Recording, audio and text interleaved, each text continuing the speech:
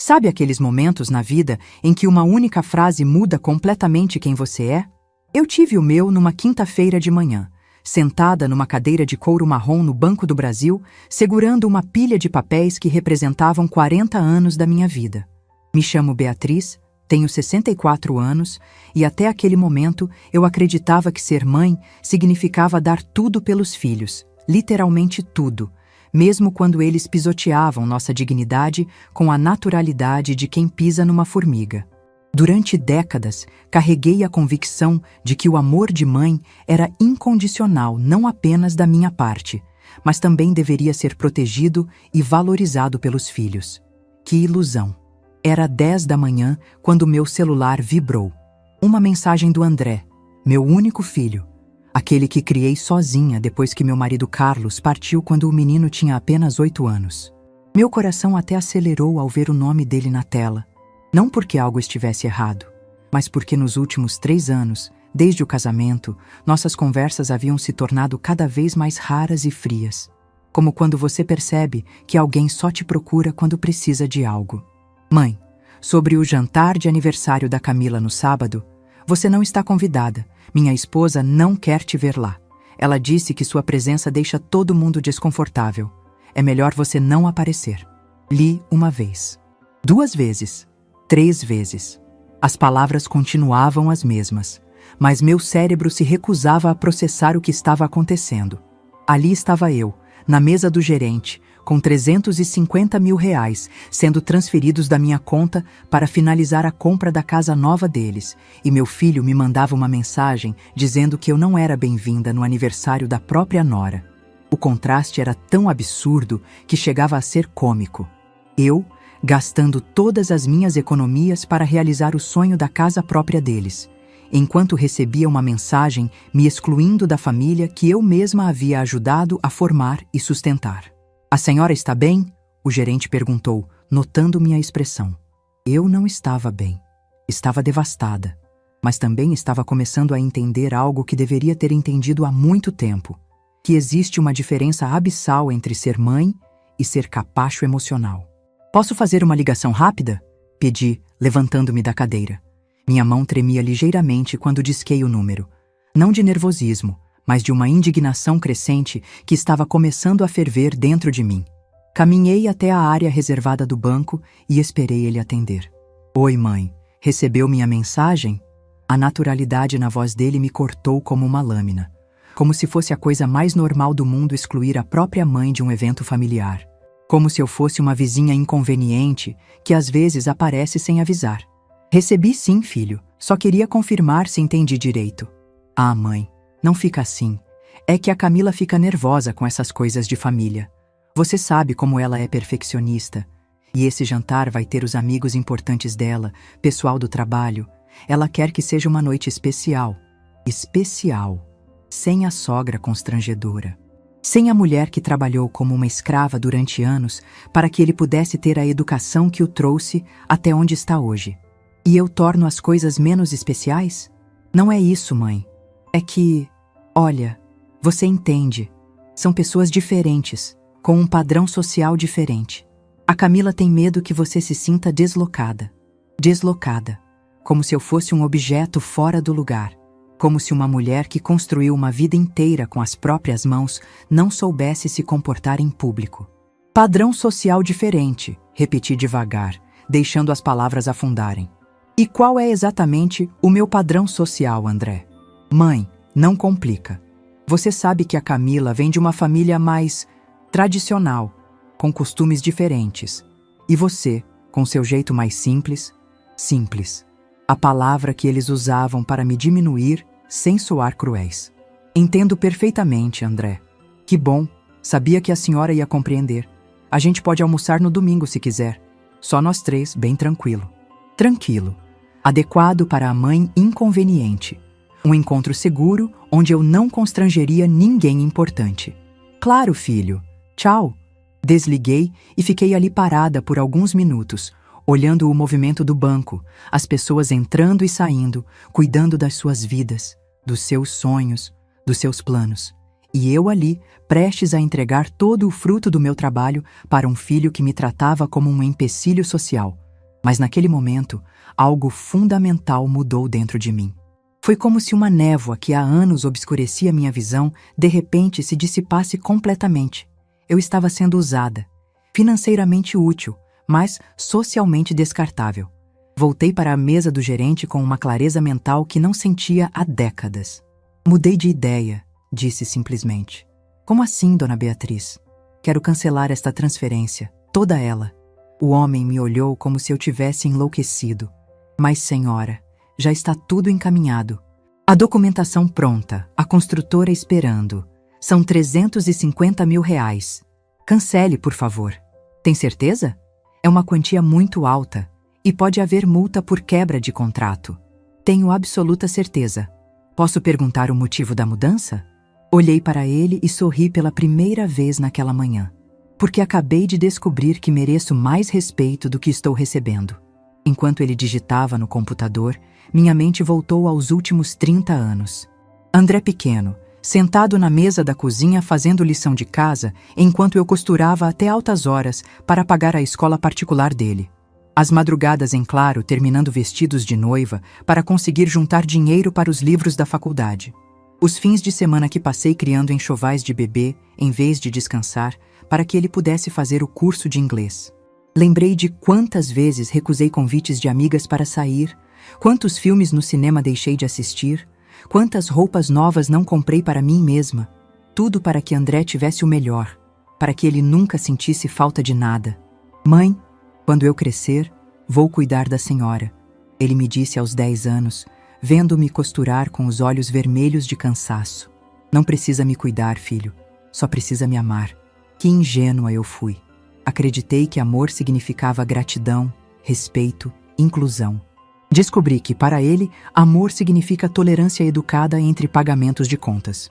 Pronto, dona Beatriz. Transferência cancelada, o gerente anunciou. O dinheiro permanece na sua conta. Obrigada. Saí do banco com uma sensação estranha. Não era alívio, não era tristeza. Era como se eu tivesse finalmente acordado de um sonho longo e confuso. Ou talvez de um pesadelo bem elaborado, onde eu era a protagonista inconsciente da minha própria exploração. No carro, sentei por alguns minutos apenas respirando. Olhei para o celular e digitei uma resposta para André. Tudo bem, filho. Divirtam-se no jantar. Simples assim. Sem drama, sem explicações, sem súplicas. Apenas aceitação da realidade que ele havia me apresentado. Eu não era bem-vinda na vida dele, exceto quando minha carteira estava aberta. Dirigi para casa pensando em todos os sinais que escolhi ignorar nos últimos anos. As visitas cada vez mais raras. Os convites para eventos importantes que nunca chegavam. As conversas onde eu me sentia uma intrusa na vida do meu próprio filho. Lembrei do Natal passado, quando cheguei na casa deles com uma ceia completa que havia preparado com carinho durante 2 dias. E Camila me recebeu na porta dizendo: Ai, dona Beatriz, que desnecessário. A gente já tinha encomendado tudo numa casa de festas. Agora vai sobrar comida. Sobrar comida. Como se meu amor tivesse data de validade e estivesse começando a azedar. Ou da vez que André me apresentou para um colega de trabalho como minha mãe que trabalha com costura. Não minha mãe, a empresária que tem o próprio ateliê. Não minha mãe, que me criou sozinha e pagou meus estudos com o trabalho dela. Apenas trabalha com costura, como se fosse algo de que se envergonhar. O pior era perceber que essa diminuição havia se tornado gradual, quase imperceptível. Como uma erosão lenta que vai desgastando um rochedo até ele desabar. Primeiro foi o mãe, melhor você não ir, pode não gostar. Depois, mãe, é um ambiente meio formal. Por último, mãe, sua presença deixa todo mundo desconfortável. Chegando em casa, sentei na varanda onde Carlos costumava ler jornal nas manhãs de domingo. Se ele estivesse vivo, o que diria sobre tudo isso? Provavelmente me daria uma bronca por ter demorado tanto para reagir. Beatriz, ele costumava me dizer, você tem um coração muito bom, mas cuidado para não deixar as pessoas abusarem disso. Carlos sempre soube que minha maior fraqueza era achar que amor significava aceitar tudo, perdoar tudo, dar tudo. Ele tentou me ensinar que amor próprio também era importante, mas na época eu achava que isso era egoísmo. Hoje entendo que ele estava certo, que existe uma diferença fundamental entre ser generosa e ser otária. E eu havia cruzado essa linha há muito tempo. O telefone tocou por volta das 2 da tarde. André. Provavelmente a construtora já havia ligado para eles. Mãe, a construtora acabou de ligar. Disseram que a transferência foi cancelada. Deve ser algum erro do banco. Não foi erro, André. Silêncio. Um silêncio longo, carregado de incompreensão. Como assim não foi erro? Cancelei a transferência. Cancelou? Por quê? Porque mudei de ideia. Mãe, isso não faz sentido. A gente já acertou tudo. A casa, os móveis, os planos. A Camila já até escolheu as cortinas. Seus planos, André? Não meus. Mas a senhora prometeu ajudar. E ajudei. Durante 30 anos. Agora estou cansada. Cansada de quê? De ser tratada como um problema a ser resolvido em vez de uma mãe a ser respeitada. O silêncio do outro lado da linha me disse que ele havia entendido perfeitamente a conexão entre a mensagem da manhã e minha decisão. A questão do jantar não tem nada a ver com isso, mãe. São coisas separadas. Não, filho. Não são. É tudo a mesma coisa. É sobre como vocês me enxergam e me tratam. A gente te trata bem. Vocês me toleram. É diferente. A senhora está sendo injusta. Injusta é receber uma mensagem me excluindo da família no mesmo dia em que estou gastando minhas economias de uma vida inteira para comprar a casa de vocês. Uma coisa não tem nada a ver com a outra. Tem tudo a ver, filho. Tem a ver com respeito, com gratidão, com reconhecimento. Aquela noite, pela primeira vez em meses, dormi profundamente, sem o peso de estar bancando os sonhos de quem não me respeitava, sem a pressão de ser a mãe perfeita que dava tudo e não recebia nem o básico em troca. Acordei no dia seguinte com uma sensação de liberdade que não experimentava há décadas. E pela primeira vez em muito tempo, comecei a fazer planos para mim mesma, para entender completamente por que aquela mensagem me atingiu tão profundamente. Preciso voltar ao início, ao momento em que me tornei mãe solo e tive que aprender a ser duas pessoas ao mesmo tempo. A que trabalhava incansavelmente durante o dia e a que criava uma criança com todo o amor do mundo durante a noite. André tinha 8 anos quando Carlos nos deixou. Não foi abandono. Foi uma daquelas coisas da vida que acontecem sem aviso, sem chance de despedida, sem tempo para se preparar. Infarto fulminante aos 42 anos, num sábado de manhã, enquanto cortava a grama do quintal. André estava brincando de carrinho na varanda quando ouviu o barulho da queda. Mamãe, o papai caiu. Ele veio me dizer na cozinha, com aquela preocupação inocente de criança que ainda não entende a gravidade das situações. Quando cheguei no quintal, já era tarde demais. Carlos estava lá, deitado entre as margaridas que ele mesmo havia plantado, com uma expressão serena no rosto, como se tivesse apenas adormecido. Mas não acordou mais. Nos meses que se seguiram, André fazia perguntas que partiam meu coração. Quando o papai vai voltar? Por que ele não liga para falar comigo? Fiz alguma coisa errada? Era uma criança tentando entender por que o mundo havia mudado de uma hora para outra, e eu tentando ser forte o suficiente para 2 pessoas, enquanto meu próprio mundo desabava silenciosamente. A pensão que Carlos deixou mal cobria as despesas básicas da casa. Eu precisava encontrar uma forma de sustentar nossa família e dar para André o futuro que havíamos sonhado juntos. Foi então que transformei meu hobby de costura numa profissão. Comecei pequeno. Ajustes de roupas para as vizinhas, alguns vestidos de festa para conhecidas. André sentava ao meu lado na mesa da cozinha, fazendo lição de casa, enquanto eu costurava até altas horas. Ele era minha companhia constante naqueles primeiros anos difíceis. Mãe, por que a senhora trabalha até tão tarde? Ele me perguntou uma noite, quando devia ter uns 10 anos. Porque quero que você tenha todas as oportunidades que merece, meu amor. Mas a senhora fica cansada. Cansar vale a pena quando é por alguém que amamos. E eu realmente acreditava nisso. Cada ponto que eu dava, cada madrugada que passava acordada, cada fim de semana que sacrificava, tudo valia a pena se significasse um futuro melhor para meu filho. Gradualmente, minha clientela foi crescendo. As mulheres da cidade começaram a me procurar para fazer vestidos de casamento, roupas de formatura, trajes para eventos especiais. Minha reputação se espalhou. Beatriz fazia roupas bonitas, bem feitas e por preços justos. André crescia vendo meu esforço. Via quando eu recusava convites para sair com amigas porque tinha encomendas para entregar. Via quando eu deixava de comprar roupas para mim porque o dinheiro estava reservado para os livros da escola dele. Via quando eu ficava trabalhando enquanto ele assistia televisão. Quando eu crescer, vou comprar roupas bonitas para a mãe. Ele me disse aos 12 anos, vendo-me usando o mesmo vestido há meses. Não precisa, filho. Só precisa estudar bastante. Escola particular custava caro, mas era prioridade absoluta. Eu queria que André tivesse a melhor educação possível, mesmo que isso significasse trabalhar 16 horas por dia. Enquanto outras mães levavam os filhos no cinema aos sábados, eu estava no ateliê terminando vestidos de madrinha. Enquanto outras famílias saíam para jantar fora aos domingos, nós comíamos em casa porque cada centavo era precioso. Mas André nunca reclamou. Pelo contrário, parecia entender a importância do meu trabalho.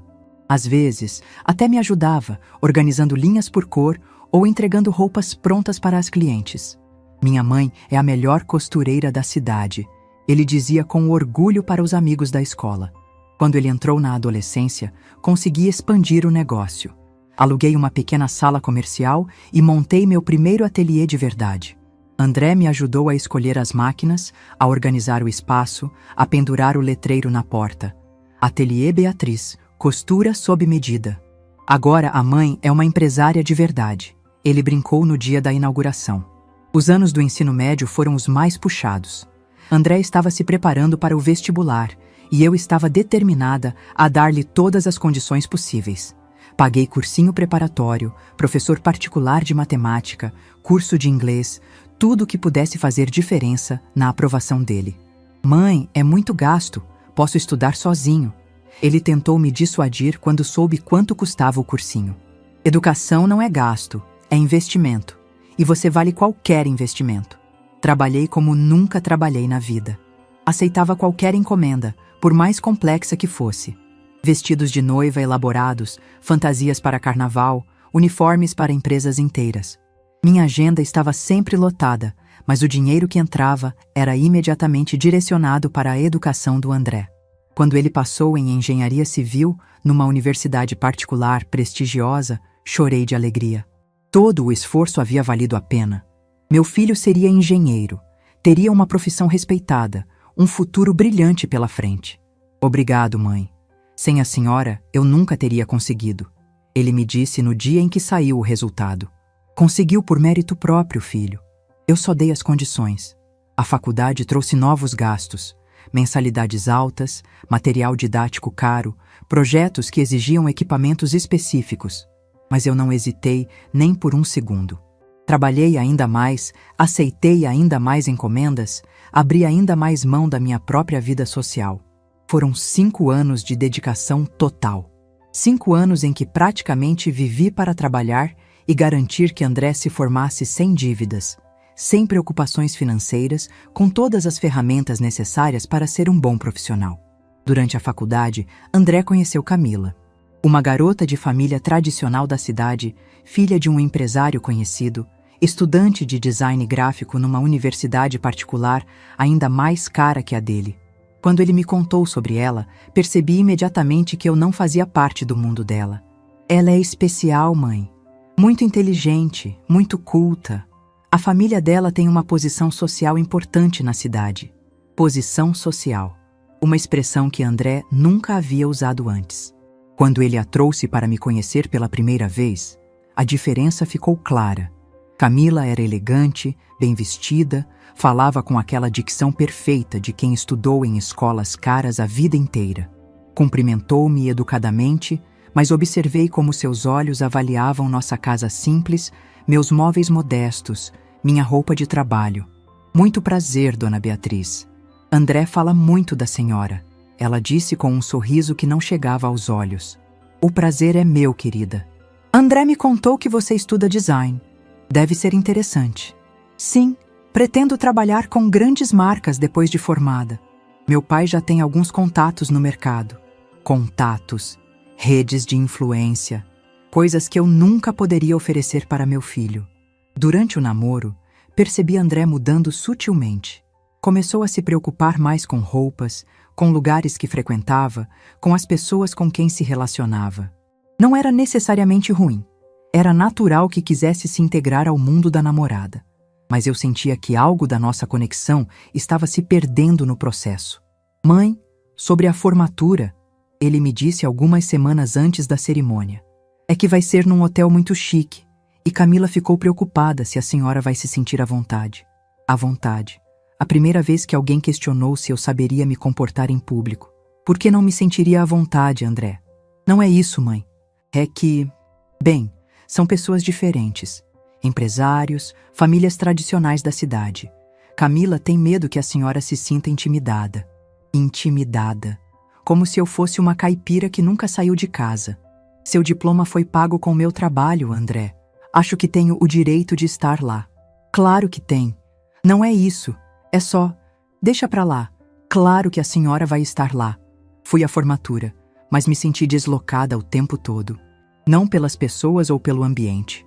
Fui bem vestida, me comportei adequadamente, conversei educadamente com quem se aproximou.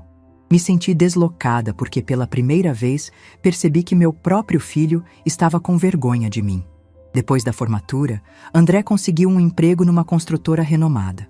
Bom salário, perspectivas de crescimento, status profissional.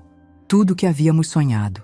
Ele alugou um apartamento pequeno, mas elegante, comprou um carro financiado, começou a construir sua vida independente. Consegui, mãe. Tudo o que a gente sonhou está se realizando, ele me disse, radiante de felicidade. Estou muito orgulhosa de você, filho. E eu estava mesmo.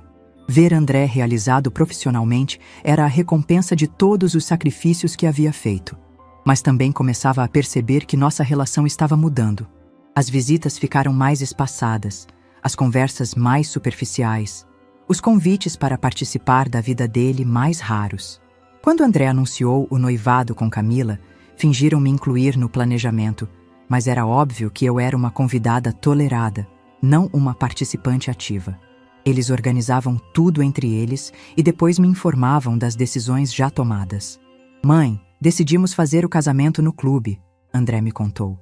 Camila sempre sonhou em se casar lá. Que bom, filho. Tenho certeza de que será lindo.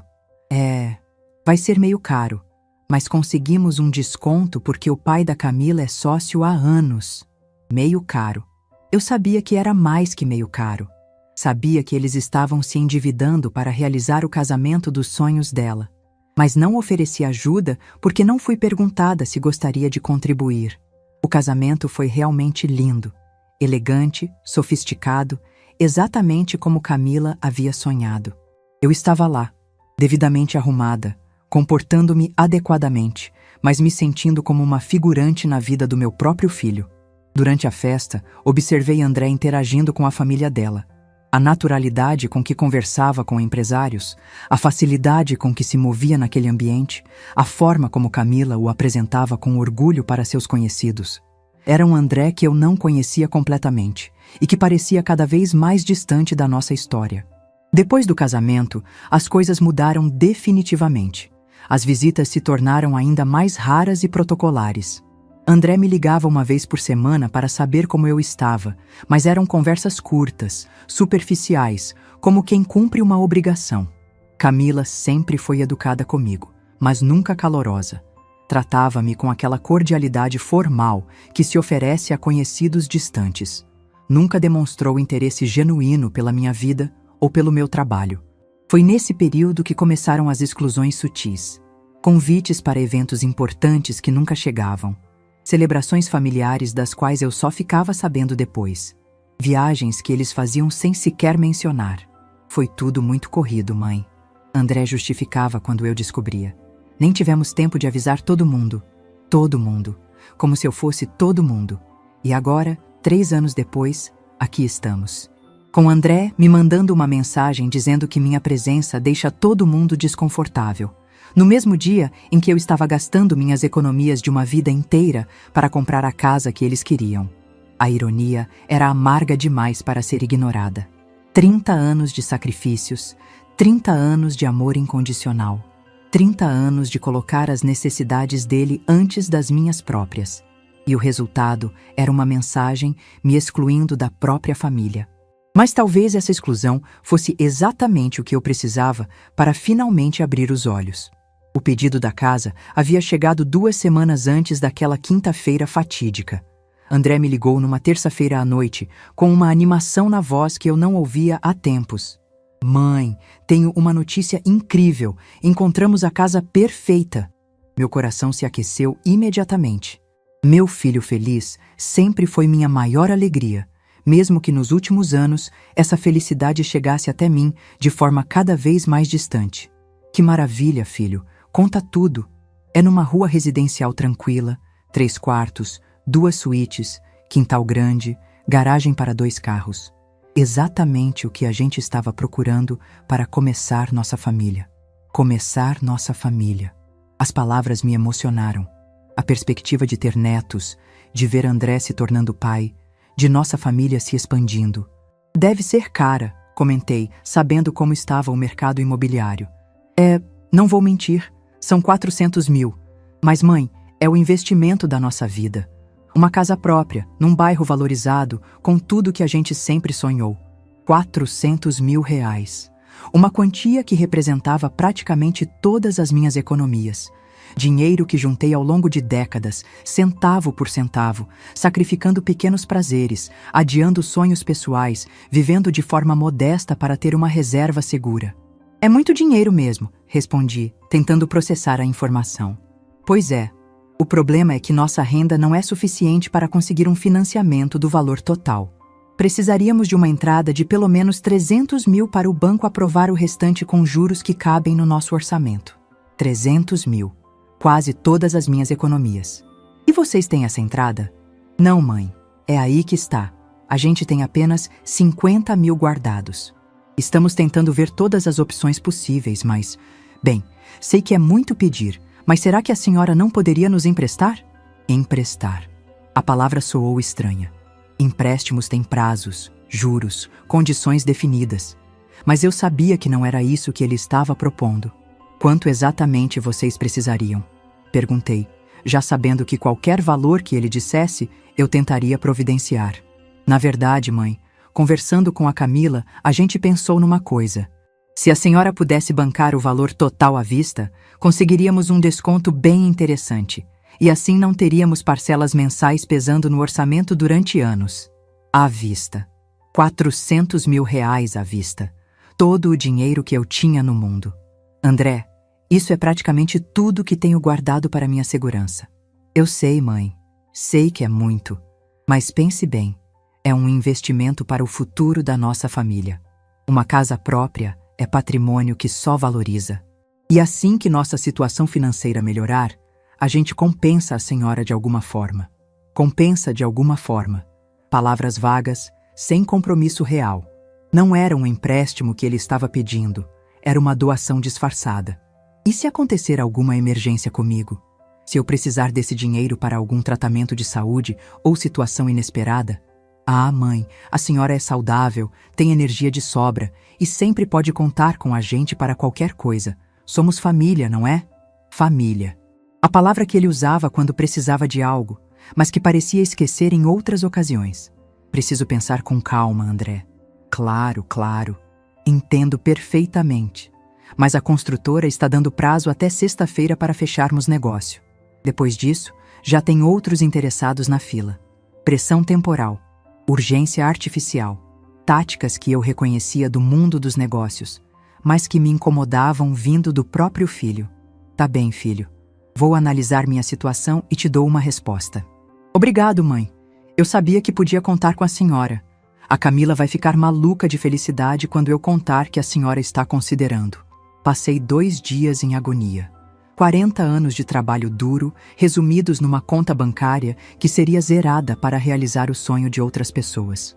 Por outro lado, era meu filho, o menino que criei sozinha, para quem dediquei minha vida inteira. Na quinta-feira, tomei a decisão que achava ser a certa na época. André, vou ajudar vocês. O grito de alegria do outro lado da linha me aqueceu o coração.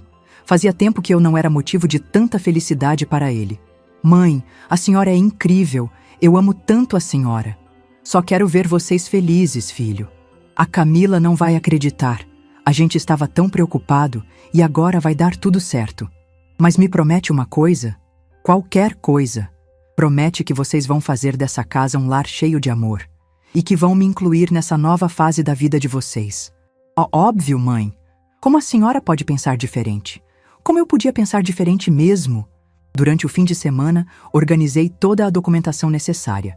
Procurei meu contador para entender as implicações fiscais de uma transação tão grande. Visitei o banco para dar entrada no processo. André me ligava diariamente para acompanhar o andamento. Estava eufórico, fazendo planos, sonhando alto com a vida nova que teriam.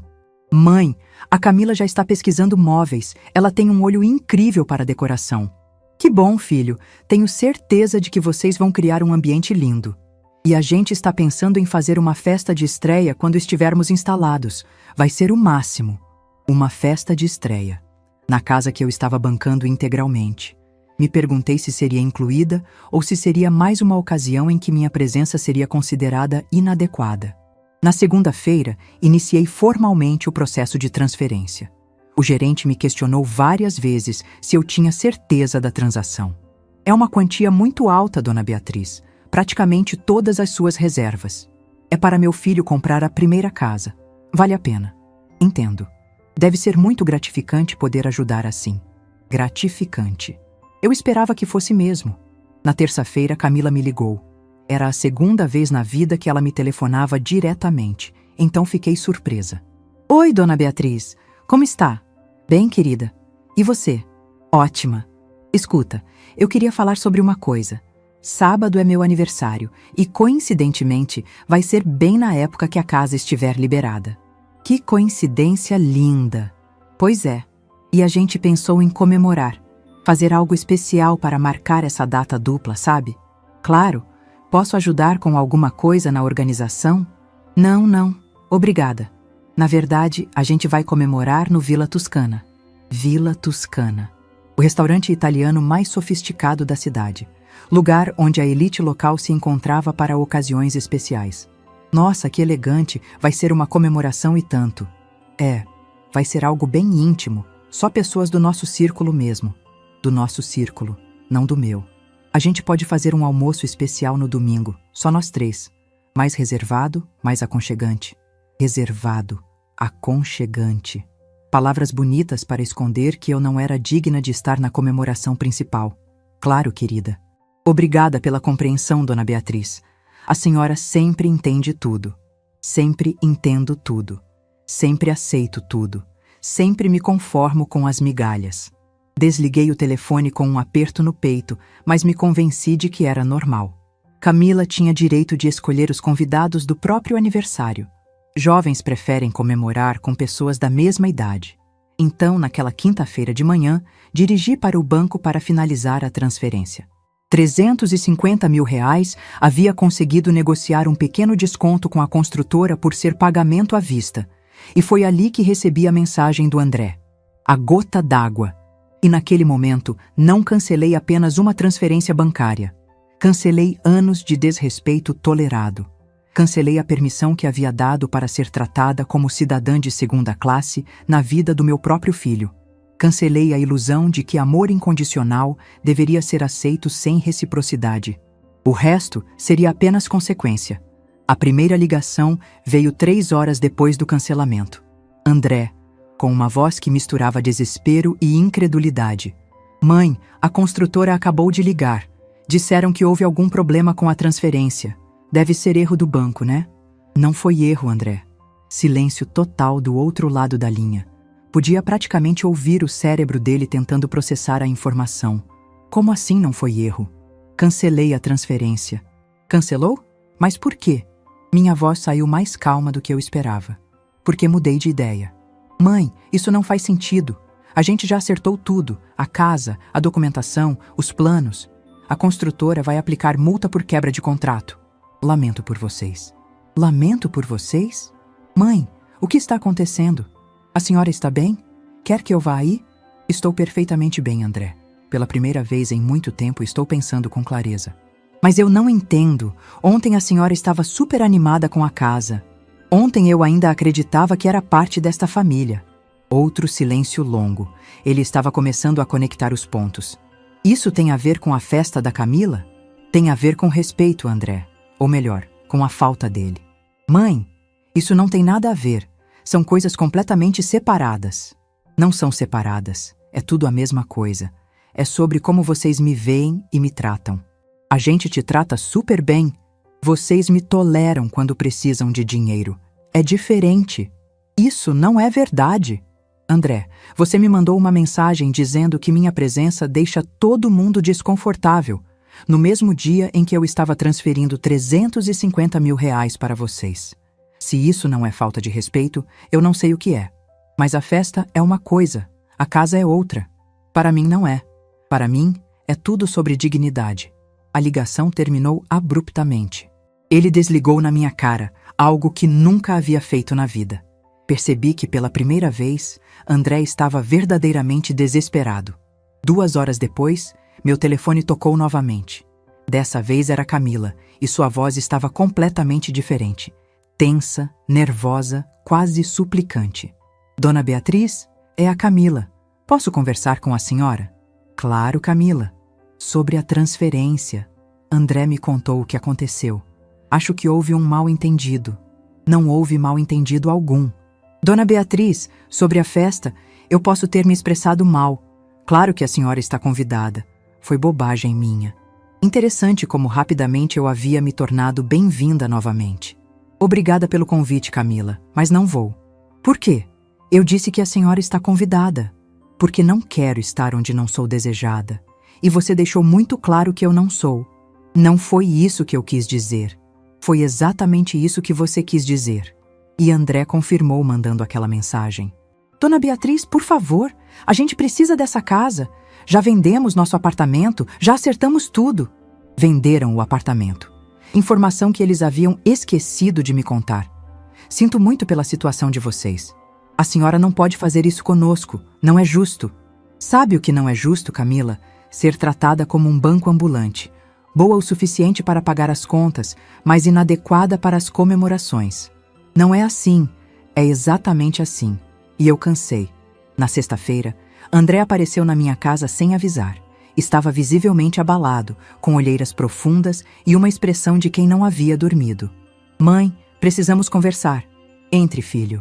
Ele se sentou na sala, no mesmo sofá onde dezenas de vezes havíamos conversado sobre seus sonhos, suas dificuldades, seus planos para o futuro. A construtora aplicou multa, R$15 mil por quebra de contrato. Sinto muito. E a gente perdeu o apartamento também. O comprador já depositou e como a gente contava com a casa nova? Entendo. A gente vai ter que procurar um lugar para alugar correndo. Com o histórico de quebra de contrato, vai ser difícil conseguir financiamento para outra casa. Aguardei ele continuar, sem demonstrar qualquer intenção de resolver os problemas que eles mesmos criaram. Mãe, eu sei que a gente errou. Sei que magoamos a senhora. Erraram e magoaram. Mas principalmente me desrespeitaram. Eu reconheço isso. E estou pedindo desculpas. Aceito suas desculpas, André. Mas aceitar desculpas não significa voltar atrás. Por que não? Porque desculpas não mudam décadas de comportamento. Vocês só estão se desculpando porque precisam do meu dinheiro. Não é só por isso. É principalmente por isso. Se eu não tivesse cancelado a transferência, vocês teriam ido para a festa tranquilamente, comemorando a casa que eu paguei, enquanto eu ficava em casa assistindo televisão. Ele baixou a cabeça sabendo que eu estava certa. O que a senhora quer que a gente faça? Nada, André. Quero que vocês resolvam os próprios problemas. A senhora sempre ajudou. E vocês sempre aceitaram como se fosse obrigação minha. Nunca como favor, nunca com gratidão real, nunca me incluindo na família que eu ajudava a sustentar. Nos dias seguintes, as ligações se multiplicaram. André me telefonava diariamente, ora tentando convencer, ora fazendo chantagem emocional, ora prometendo mudanças que ambos sabíamos que não viriam. Camila também tentou sua abordagem. Apareceu na minha casa numa tarde de terça-feira, com os olhos vermelhos e uma humildade que eu nunca havia visto nela. Eu vim pedir desculpas, de verdade. Aceito suas desculpas. E vim perguntar o que a gente pode fazer para consertar isso. Nada, Camila. Algumas coisas não têm conserto. Mas a senhora é nossa família. Sou família quando vocês precisam de dinheiro. No resto do tempo, sou só a sogra inconveniente. Semanas se passaram. André e Camila alugaram um apartamento pequeno num bairro bem mais simples do que onde moravam antes. A pressão financeira começou a afetar o relacionamento deles. As brigas se tornaram frequentes, principalmente sobre dinheiro e sobre mim. 2 meses depois do cancelamento, André me ligou numa voz completamente diferente. Mãe, a Camila quer se separar. Sinto muito ouvir isso. Ela disse que não consegue mais viver com a pressão financeira e que eu escolhi a senhora no lugar dela. Você não me escolheu, André. Você finalmente me respeitou. É diferente. Mas agora eu vou perder tudo. A casa, a esposa, a família que a gente estava planejando. Você perdeu isso no momento em que decidiu que me humilhar era aceitável. A senhora não pode voltar atrás? Por favor? Não posso e não vou. A separação aconteceu 3 meses depois. André se mudou para um apartamento ainda menor, sozinho, tendo que recomeçar a vida financeira do zero. Camila voltou para a casa dos pais.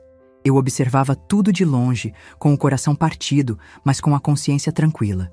Havia aprendido que amor de mãe não significa aceitar qualquer tratamento, e que, às vezes, a maior lição que podemos dar a alguém é mostrar que nossas ações têm consequências, mesmo quando esse alguém é nosso próprio filho.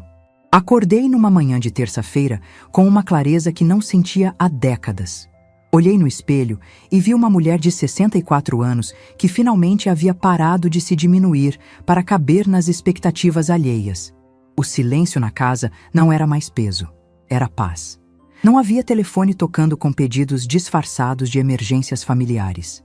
Não havia pressão para justificar meus gastos ou minha agenda. Pela primeira vez em muito tempo, minha vida me pertencia completamente. Sentei na mesa da cozinha com meu café e meu extrato bancário. 350 mil reais intactos, rendendo juros, crescendo. Dinheiro que quase foi jogado fora numa relação que me diminuía sistematicamente. Sorri ao pensar na ironia. Tinha mais dinheiro agora do que jamais havia sonhado ter, e pela primeira vez não sentia pressão para gastá-lo salvando ninguém. A primeira coisa que fiz foi investir em mim mesma. Não por capricho, mas por necessidade. 40 anos trabalhando com a postura curvada sobre máquinas de costura haviam cobrado seu preço das minhas costas. Procurei um fisioterapeuta. Comecei um tratamento adequado. Comprei uma cadeira ergonômica para o ateliê. A senhora deveria ter procurado ajuda antes, disse Dr. Henrique durante uma das sessões. Essas dores musculares são consequência de anos de sobrecarga. Antes eu não tinha tempo nem dinheiro para cuidar de mim. Sempre havia prioridades mais importantes. E agora? Agora descobri que eu também sou prioridade. Foi libertador perceber que cuidar de mim mesma não era egoísmo, era responsabilidade. Comecei a frequentar uma academia voltada para a terceira idade, onde conheci outras mulheres que, como eu, estavam redescobrindo a própria vida após décadas dedicadas exclusivamente à família. Minha filha acha que estou exagerando com essas atividades, comentou Dona Rosa durante um dos exercícios. Diz que mulher da nossa idade deveria ficar em casa, quietinha. Nossa idade é exatamente a ideal para fazer o que queremos, respondi. Criamos os filhos, trabalhamos a vida toda. Agora é nossa vez. O ateliê de costura ganhou vida nova também. Sem a pressão de economizar cada centavo para emergências familiares imaginárias, investi em equipamentos modernos, reformei o espaço, contratei uma assistente. O negócio cresceu naturalmente, porque finalmente eu tinha energia para me dedicar a ele com prazer, não apenas por necessidade. Dona Beatriz, suas roupas estão cada vez mais bonitas, comentou uma cliente habitual. Tem algum segredo? Agora eu costuro com alegria, não apenas com obrigação. Faz toda a diferença. 4 meses após a separação de André, decidi realizar um sonho antigo. Viajar. Não era fugir dos problemas, era celebrar a liberdade. Escolhi um cruzeiro pelo Caribe, algo que sempre quis fazer, mas nunca pude porque o dinheiro estava sempre comprometido com as necessidades de outras pessoas. A senhora vai viajar sozinha? Perguntou minha vizinha com ar de preocupação. Vou. E estou ansiosa. Mas não tem medo? Tenho medo de chegar aos 70 anos me arrependendo das coisas que não fiz. A viagem foi transformadora. 10 dias, conhecendo lugares novos, conversando com pessoas interessantes, dormindo sem preocupações financeiras ou familiares. Pela primeira vez em décadas, não havia ninguém precisando de mim urgentemente. Durante o cruzeiro, conheci Helena, uma psicóloga aposentada que se tornou uma grande amiga. Você tem um brilho diferente, ela me disse durante um jantar no navio. Parece alguém que acabou de se libertar de alguma coisa. É exatamente isso. Me libertei da obrigação de ser infeliz para fazer outros felizes. Como assim? Passei anos acreditando que ser boa mãe significava dar tudo, aceitar tudo, perdoar tudo. Descobri que isso só me transformou numa pessoa conveniente para ser explorada. Helena assentiu. É muito comum, principalmente mulheres da nossa geração. Fomos criadas para servir, não para viver, pois agora estou aprendendo a viver. Quando voltei da viagem, André apareceu na minha casa. Estava visivelmente mais magro, com uma expressão cansada que não conseguia esconder. Oi, mãe. Soube que a senhora viajou. Viajei. Foi maravilhoso. Posso entrar? Claro. Ele se sentou na sala e ficou alguns minutos observando as mudanças que eu havia feito na decoração. Móveis novos, plantas, quadros que comprei na viagem. A casa está diferente. Está. Finalmente estou investindo nela. Mãe, eu queria conversar com a senhora. Estou ouvindo. Sobre tudo o que aconteceu. A separação, a casa, o jeito que tratamos a senhora. Aguardei em silêncio. Eu entendi muita coisa nesses meses. Entendi que a gente sempre te tratou como garantia, não como pessoa. Era a primeira vez que ele verbalizava isso. E o que você pretende fazer com essa descoberta? Queria pedir desculpas, de verdade. Não porque preciso de alguma coisa, mas porque reconheço que erramos feio. Aceito suas desculpas. E queria perguntar se dá para a gente tentar de novo. Não volta ao que era antes, mas construir algo novo. Olhei para meu filho e vi pela primeira vez em anos humildade genuína. Podemos tentar, mas com condições claras. Que condições? Primeira, nossa relação não pode mais girar em torno de dinheiro. Nem meu, nem seu. Concordo. Segunda, você precisa me respeitar como pessoa, não apenas tolerar como mãe inconveniente. Concordo. Terceira, se você quer fazer parte da minha vida, precisa demonstrar interesse genuíno por ela. Não apenas aparecer quando precisa de algo. Entendi. E quarta, eu não vou mais abrir mão dos meus planos para resolver os problemas de outras pessoas, nem os seus. Ele ficou pensativo por alguns momentos. Isso significa que se eu passar por dificuldades, significa que você vai resolver sozinho, como adulto que é. E se a senhora passar por dificuldades? Vou aceitar sua ajuda prática, não financeira. É justo. Nos meses seguintes, André e eu construímos uma relação completamente nova. Ele me visitava regularmente, sempre avisando antes. Conversávamos sobre trabalho, planos, descobertas. Ele demonstrava interesse real pela minha nova vida e eu oferecia conselhos quando pedidos, não soluções financeiras. Como está o trabalho? Perguntei durante uma das visitas. Puxado. Estou fazendo alguns freelances além do emprego fixo para conseguir juntar dinheiro para uma casa nova. Que bom que está se organizando financeiramente. Aprendi que ninguém vai resolver meus problemas por mim. Aprendeu bem. 1 ano após o cancelamento da transferência, fiz algo que jamais imaginei. Me inscrevi num curso de dança de salão. Não por encontrar um parceiro, por puro prazer pessoal. Dona Beatriz, a senhora está radiante, comentou minha professora de dança. Parece que rejuvenesceu.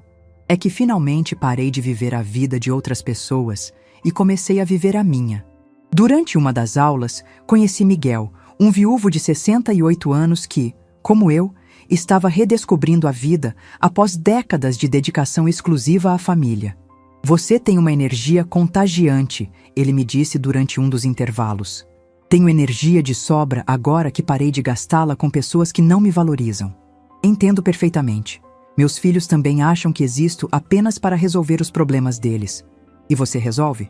Parei. Melhor coisa que fiz. Miguel se tornou um grande amigo. Depois, um companheiro especial. Não era romance desesperado de juventude. Era a conexão madura entre duas pessoas que se descobriram livres para serem felizes. Vai apresentar o Miguel para o André? Perguntou Helena durante um de nossos cafés semanais. Vou, mas não vou pedir aprovação. Vou apenas comunicar. E se ele não aprovar, problema dele. Quando apresentei Miguel para André, percebi que meu filho havia amadurecido de verdade. Prazer em conhecê-lo, André disse educadamente. Minha mãe parece muito feliz ultimamente. Ela é uma mulher incrível, Miguel respondeu. Forte, independente, cheia de vida. É mesmo, demorei para perceber isso. Hoje, 2 anos após aquela quinta-feira no banco, vivo uma vida que jamais imaginei possível.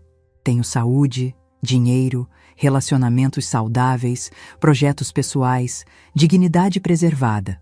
André e eu mantemos uma relação respeitosa e carinhosa, mas sem dependência. Ele aprendeu a valorizar minha presença porque ela não é mais garantida. Eu aprendi que amor verdadeiro não exige sacrifício da própria dignidade. Às vezes me perguntam se me arrependo de ter cancelado aquela transferência. A resposta é sempre a mesma.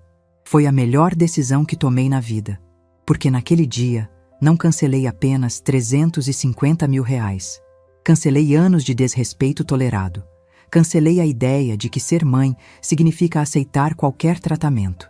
Cancelei a permissão que havia dado para ser tratada como cidadã de segunda classe na minha própria família. E descobri que a verdadeira liberdade não vem de ter dinheiro no banco, vem de ter amor próprio no coração. Meu nome é Beatriz, tenho 64 anos, e finalmente aprendi que mereço ser tratada com dignidade. Por todos, inclusive pelo meu próprio filho.